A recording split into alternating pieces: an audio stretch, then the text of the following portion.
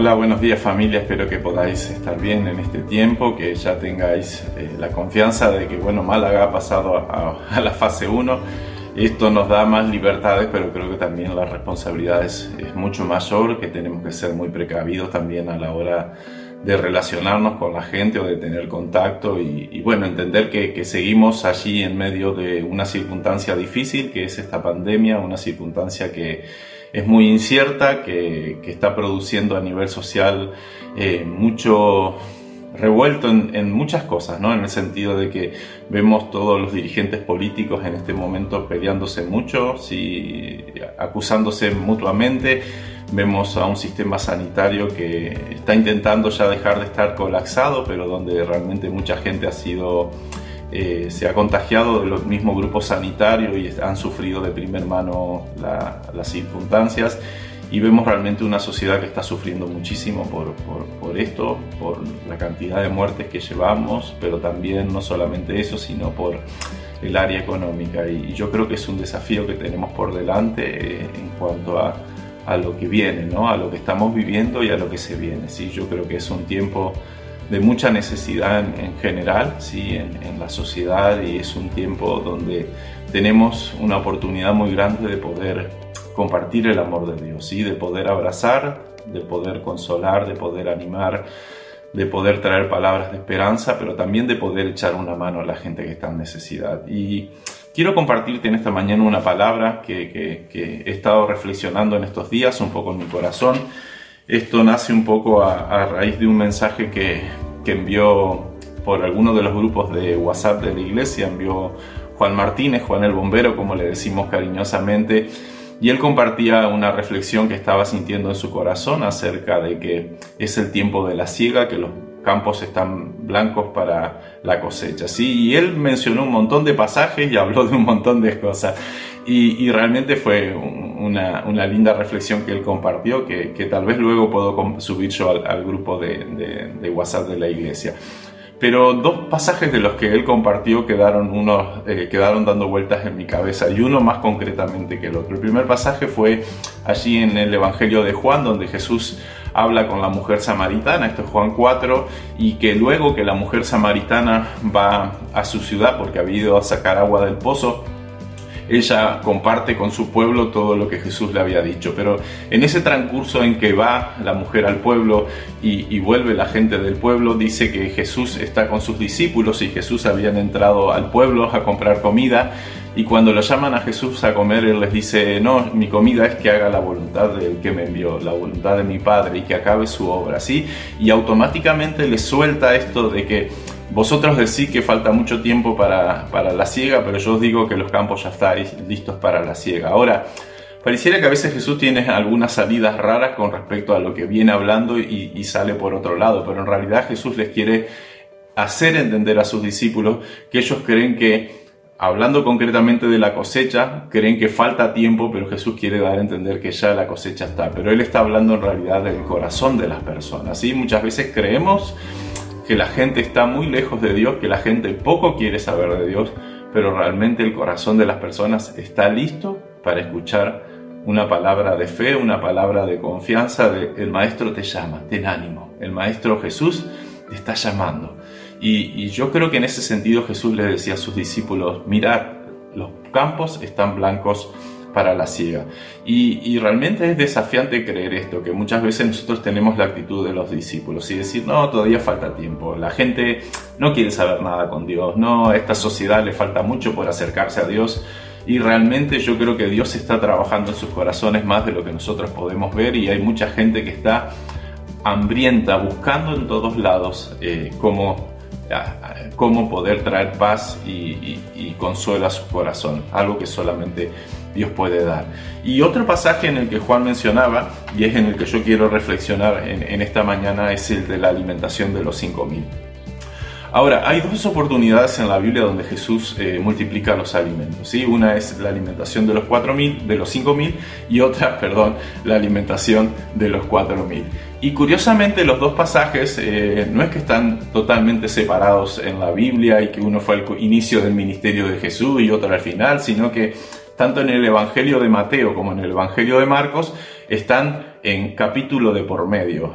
Concretamente yo me voy a centrar en Marcos, ¿sí? Yo cogí para leer de Marcos, pero están muy próximas las dos historias, o sea que cuando Jesús hace el milagro de la alimentación de los 5.000, ha pasado muy poco tiempo cuando luego él hace el milagro de la alimentación de los 4.000.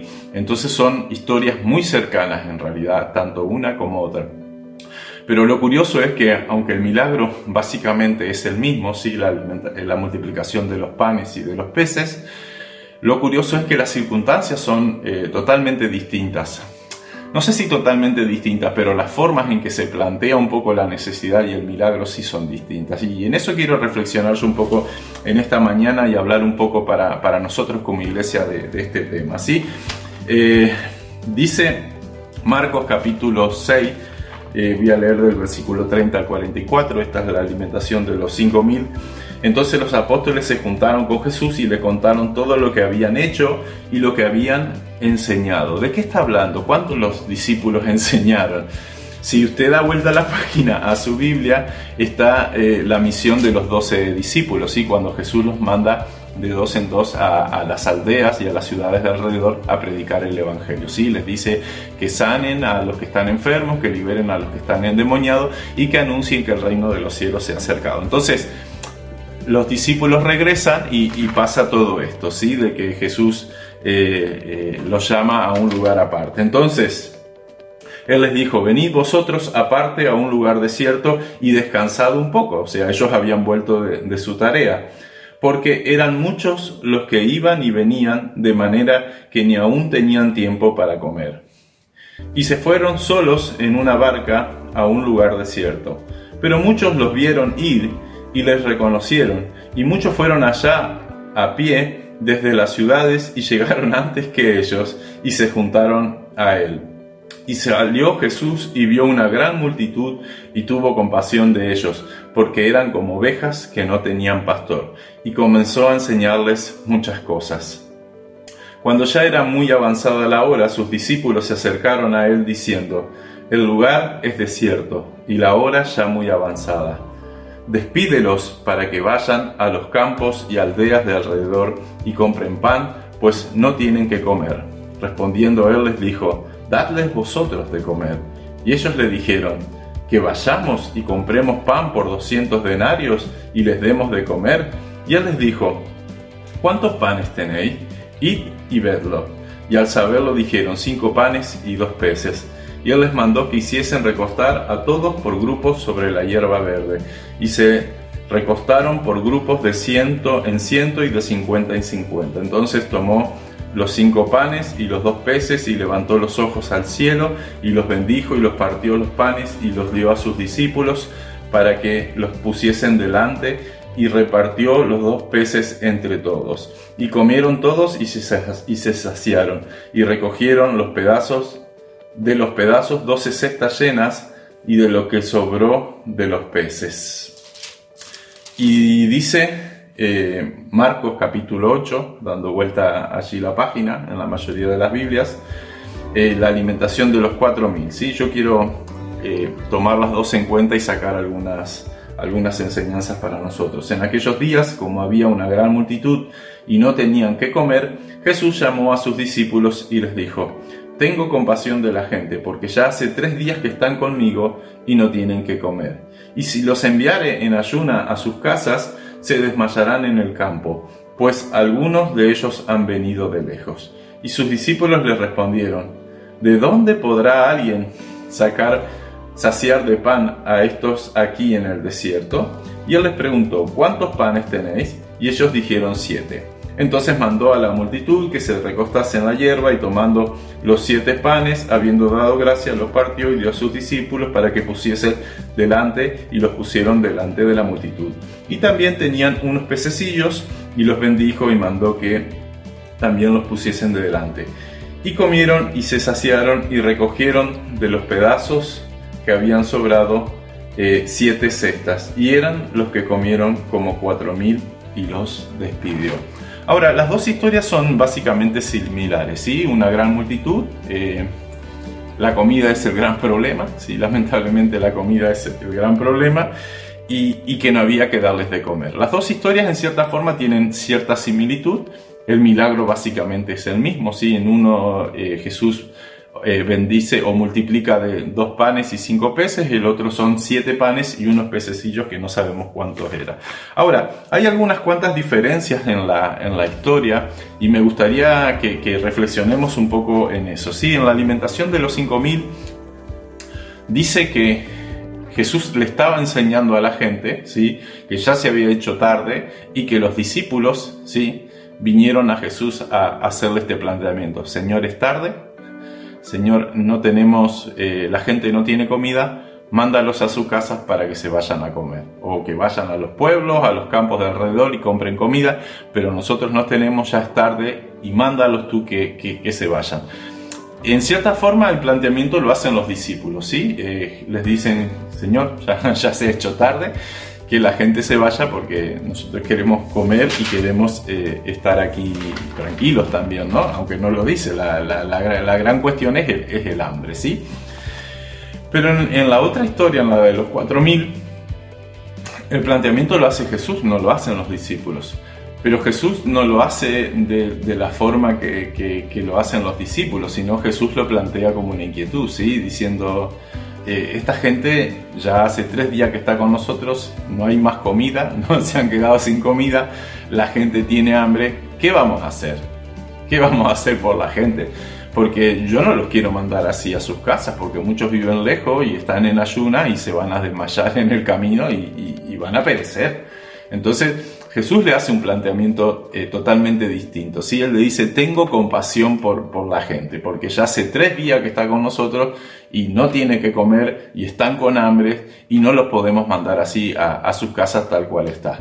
Ahora, volviendo a la primera historia, ¿sí? A la alimentación de los 4000. Es interesante que cuando los discípulos le plantean a Jesús la necesidad de que los mande a la casa, Jesús automáticamente, como un jugador de fútbol, les devuelve el balón pateándoselos para su campo. O sea, le dice, dadles vosotros de comer. A ver, no me vengan a decirles que los echen, denle ustedes de comer. Y es curioso la respuesta de los discípulos, porque les dicen, ¿y qué vamos a hacer? ¿Vamos a comprar 200 denarios de pan para darle de comer a esta gente? Ahora, esto saca a relución algo que no sé si a veces hemos pensado o no. Pero bueno, sabemos que Jesús, aunque dice la Biblia que no tenía dónde recostar su cabeza, pero que Jesús y sus discípulos tenían dinero, ¿sí? Concretamente, la Biblia habla de que Judas llevaba la bolsa del dinero y que 2 por 3 metía la mano para guardar para él, ¿sí? Que robaba. Pero lo primero es que no llevaban poco dinero. Dice 200 denarios. Vamos a gastar 200 denarios. Eso quiere decir que en su bolsa en ese momento tenían 200 denarios en dinero para sus necesidades, ¿sí? Ahora, un denario era el dinero que le pagaban a una persona por trabajar un día, o sea, era el dinero de una jornada de trabajo. Entonces, ellos al tener 200 denarios tenían bastante dinero, o sea, no era el dinero de 200 días de trabajo. Entonces, en realidad, tenían bastante dinero en sus bolsas. A ver, no creo que hayan sido ricos por 200 denarios, pero tenían un buen dinero en su bolsa, pensando que un año de trabajo serían 300 y algo de días, no pensando los 365, sino 300 y algo de días, tenían bastante, tenían casi todo el dinero de casi un año, o sea, unos 6, 7 meses, 8 meses de trabajo. Entonces tenían bastante dinero. La Biblia habla de que había muchas mujeres que sostenían el ministerio de Jesús, ¿sí? Los evangelios mencionan algunas mujeres que colaboraban económicamente para sostener el ministerio de Jesús. Pero bueno, sacando el tema de los 200 denarios, la inquietud es esa, ¿qué nos vamos a gastar todo el dinero en esta gente, en darle de comer a esta gente? Y salta la gran pregunta, ¿de dónde vamos a sacar pan? Esa es la gran pregunta en cuestión, ¿sí? ¿De dónde vamos a sacar pan? En las dos historias estamos en la misma circunstancia, ¿sí? En la de los 5000 es ¿de dónde vamos a ir a comprar pan para estas personas? Y la historia de los 4.000 que están en un lugar desierto dice, y aquí en el desierto, ¿a dónde vamos a ir a comprar pan? Y automáticamente Jesús los hace recapacitar, les dice, bueno, ¿qué tenéis? ¿Sí? En este sentido, la recapacitación es decir, bueno, está bien, yo entiendo que estamos en el desierto, entiendo que los 200 denarios es todo lo que tenemos nosotros para nuestras necesidades, pero ¿qué es lo concreto que tenemos? ¿Qué tenéis? Entonces, en la primera dice, tenemos 5 panes y 2 peces, ¿sí? En la segunda historia, tenemos 7 panecillos, y luego menciona de que también hay algunos pececillos, ¿sí? Pero concretamente Jesús los hace recapacitar en los dos casos de qué es lo que tienen. Y bueno, dicho eso y haber traído los panes y los peces delante de Jesús, Jesús hace el milagro, ¿sí? En unos comen 5.000, en otros comen 4.000. En realidad comen muchos más porque dice que solamente se han contado los hombres, que no se contaron ni las mujeres ni los niños. Pero es curioso porque la pregunta es, bueno, ¿cuántos panes tenéis? ¿Qué es realmente lo que tenéis en vuestras manos? Y yo creo que esto cabe al hecho a reconocer de que obviamente siempre tenemos limitaciones, que siempre tenemos un límite en lo que podemos dar o lo que podemos ofrecer, qué es lo máximo que tenemos o qué es lo que tenemos en nuestras manos. Y en ese sentido Jesús les está haciendo considerar qué es lo que realmente ellos tienen. Antes de avanzar, quiero hacer algunas consideraciones en cuanto a este pasaje, ¿sí? Lo primero, son dos. Lo primero es que yo creo que la respuesta de los discípulos, la primera respuesta de los discípulos saca un poco, saca a la luz el sentido de egoísmo o de mezquindad que a veces tenemos como personas, ¿sí? En el sentido de que esta comida es para nosotros, ¿sí? ¿Qué tenemos? Tenemos 5 panes y 2 peces, pero son para nosotros. ¿Qué tenemos? Tenemos 7 panecillos, pero esto es para nosotros. Estamos en un lugar desierto. Y yo he anotado algunas frases que podría, en cierta forma, imaginar con referencia a lo que dicen los discípulos, ¿no? La primera es, mándales a sus casas para que vayan a comer. Nosotros tenemos nuestra comida y que ellos busquen la suya. La segunda frase, no vamos a gastar los 200 denarios que tenemos en darles de comer. Este dinero es nuestro, es para nuestros gastos, es para nuestras necesidades, que se busquen la vida.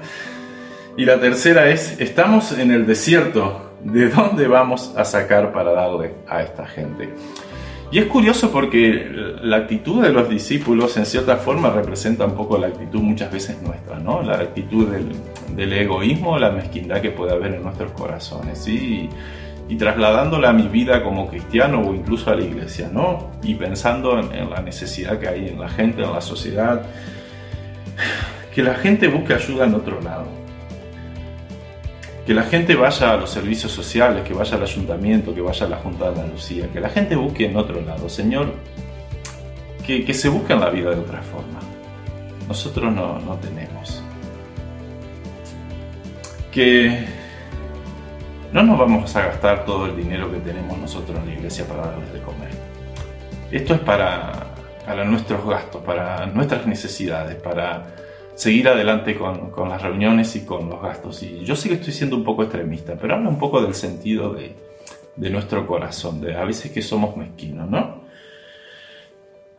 Este es nuestro dinero, ¿sí? Y está destinado para algo más sagrado, ¿sí? Para el culto, para la reunión.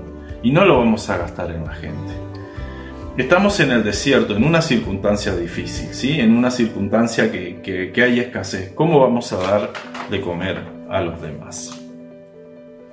Yo creo que este primer punto en la actitud de los discípulos habla un poco acerca de cuáles son nuestras reacciones muchas veces ante la necesidad, ¿sí?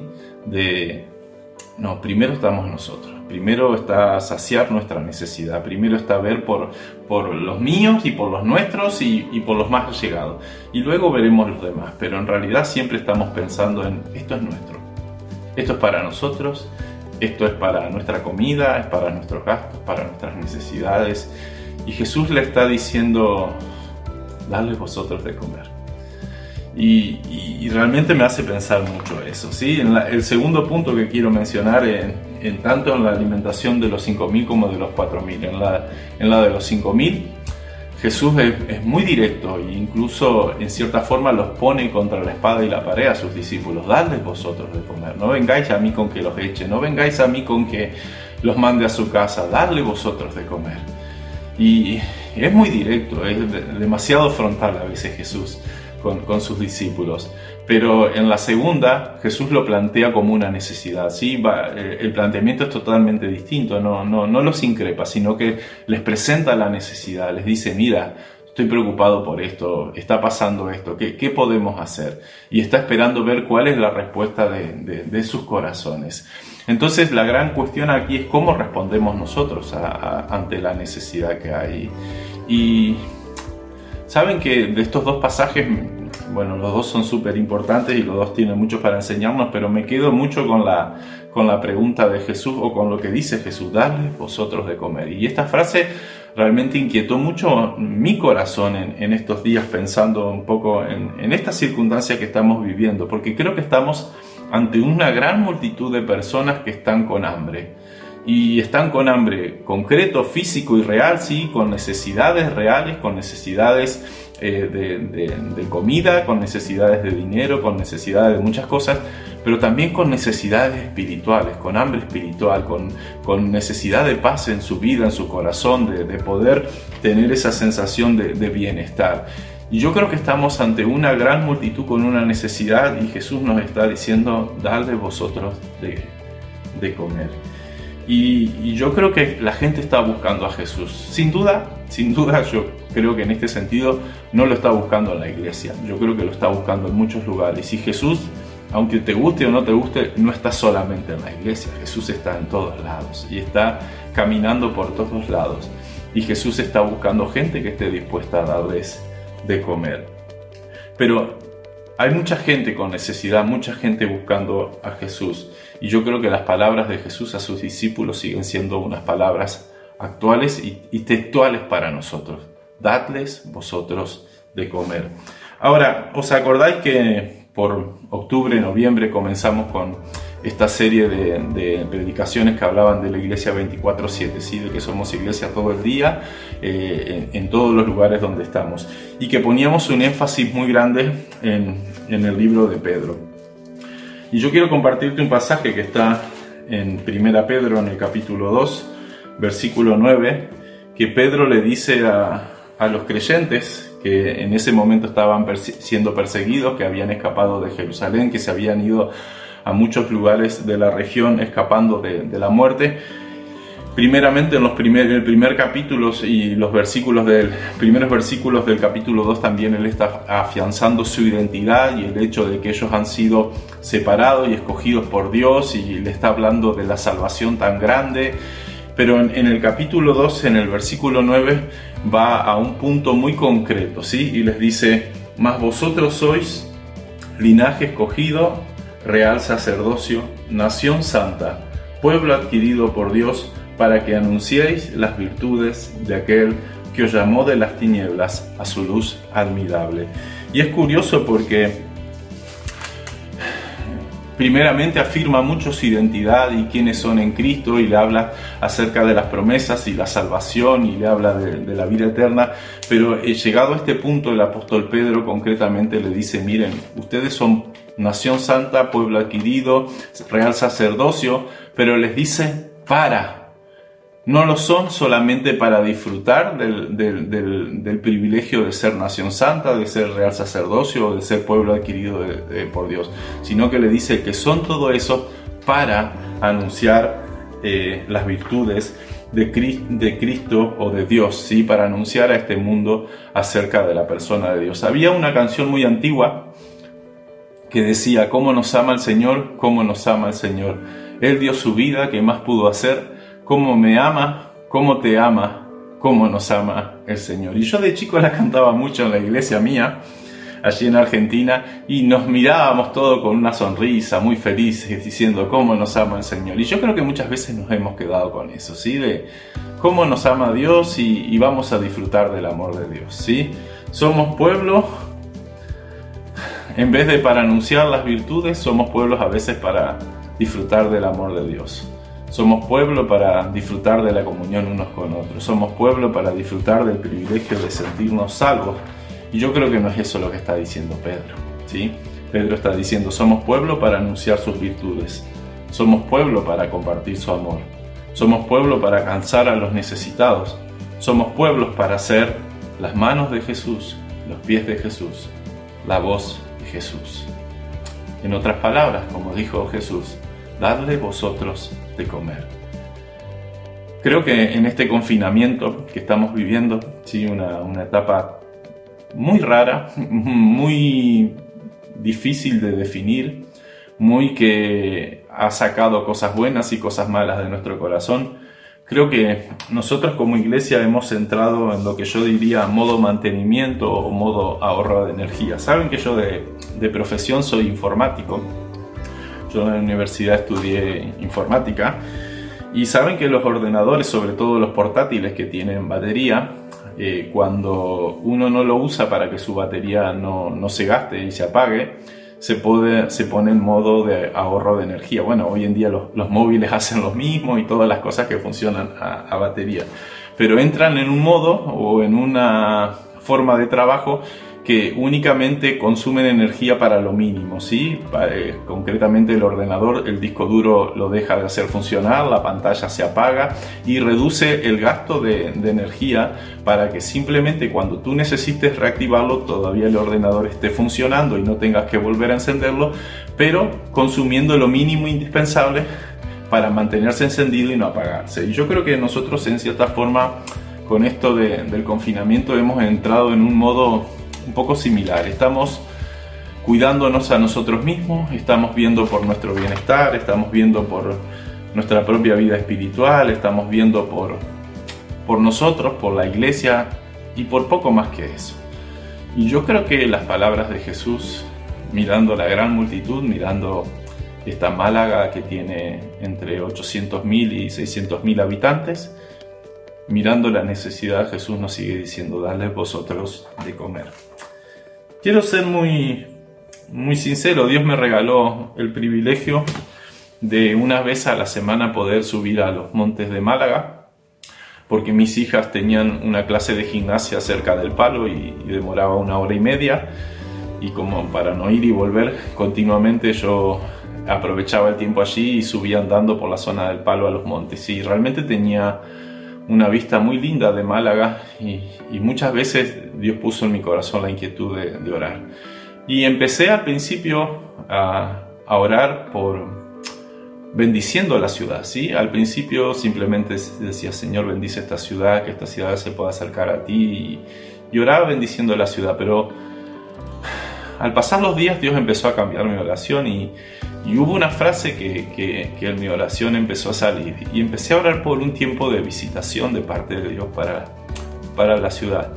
Y sinceramente no lo compartí con la iglesia algún domingo, porque esto empezó a finales de enero, empecé a orar de esta forma, porque tampoco quería que me vean como un loco, ¿no? Pero empecé a orar por un tiempo especial de visitación, ¿sí? Y esas eran las palabras que salían realmente de mi boca. Señor, visita a esta ciudad.